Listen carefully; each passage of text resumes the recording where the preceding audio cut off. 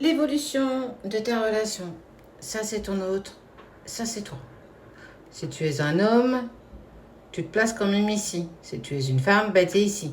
Ça c'est ton autre, ça c'est toi. On va voir ensemble comment évolue la relation. On va commencer. Eh ben écoute, on parle de l'union.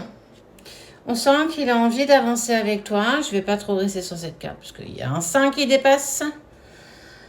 On sent qu'il a envie de se réunir à toi, mais qu'il est poursuivi quand même par de la jalousie. Est-ce qu'il ne serait pas en train de te regarder, de t'espionner? Regarde, il a un œil posé sur toi. Parce qu'il a peut-être peur que tu aies rencontré une nouvelle femme. Ou un nouvel homme. Peu importe. Et on voit bien hein, que toi, il voit que tu es soutenu, que tu bouges, que tu fais, que tu mets en évidence des sorties, profite avec ta famille, peut-être même tes enfants si tu en as, avec tes amis. En tout cas, on voit bien que tu es en train de mettre en place pas mal de changements. Lui, il a le passé qu'il mitraille un petit peu, il est nostalgique de ce qui s'est passé. Il n'est pas vraiment en accord avec tout ce qu'il a pu faire ou tout ce que tu as pu faire. Et en fait, il a tendance à être derrière, à regarder, à marmonner en se disant « j'ai peut-être loupé quelque chose ». Parce qu'il voit très bien que toi, tu changes, tu mets des choses en place.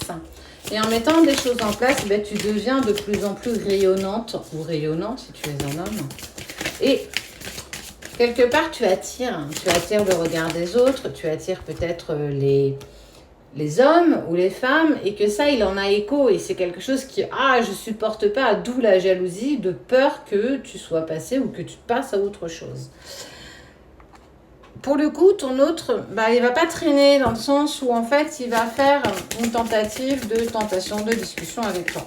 J'ai besoin de discuter avec toi, j'ai besoin, ça va véritablement être une excuse bidon. Salut, j'espère que tu vas bien. Tiens, j'ai pensé à toi, patati, toi, trouver un petit truc assez particulier. En fait, c'est juste pour savoir tâter le terrain, savoir un petit peu comment tu te sens par rapport à tout ça. Et c'est sans compter sur le fait que tu vas dire, en fait, clairement, je te dois pas grand-chose. Aujourd'hui, on n'est plus ensemble. Tu as décidé d'avancer sans moi, de me laisser derrière toi. Donc, effectivement, je mets des choses en place. Je change, je rencontre du monde. Et je suis pas fermée non plus à rencontrer une nouvelle personne. Alors, on sent que ton autre, ça va le mettre en travail. Parce que il pensait véritablement que tu n'avais que lui ou elle dans les yeux. Et que ça risquait d'être compliqué, quoi. Ouais, Coco, t'as fait le choix, ou Cocotte, t'as fait le choix. À un moment donné, tu peux pas empêcher ton chaser d'avoir envie de refaire sa vie parce qu'il a plus envie de t'attendre, il a clairement envie d'avancer. Si toi-même, t'as fait ces choix-là, tu peux pas lui en vouloir. Alors, qu'est-ce qu'il réalise? Qu'il a pas fait le bon choix? Ouais, mais ça, c'est toujours après, hein.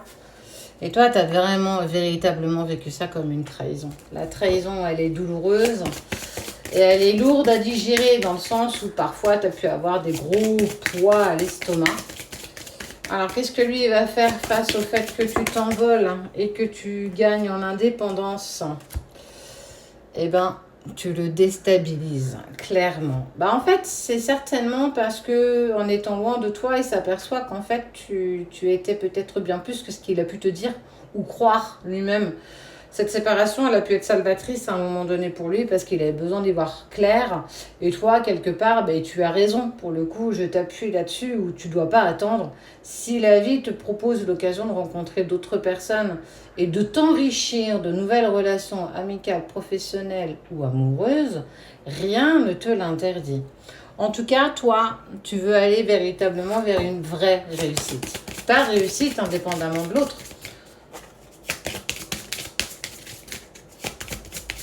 Je sens beaucoup de sérénité en ce moment par rapport à toi. Tu es plutôt clair avec ça.